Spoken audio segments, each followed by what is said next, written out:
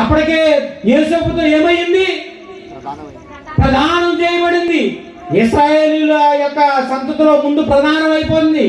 ప్రధానమే పెళ్లి ఇశ్రాయేలీయుల్లో ప్రధానం చేయబడి వారు ఏకము కాక మునుపు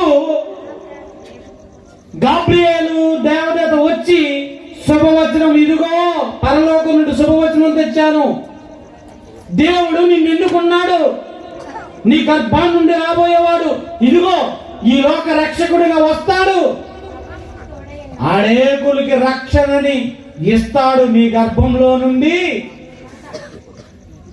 ఒక కత్తి దూసుకుపోతుందమ్మా, అవమానాలు పాలవుతాయి. భరించిందా?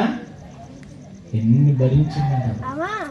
కనుక నుండి ఒకటి కాదండి, ఆయన గురించి చెప్పాలంటే లోకం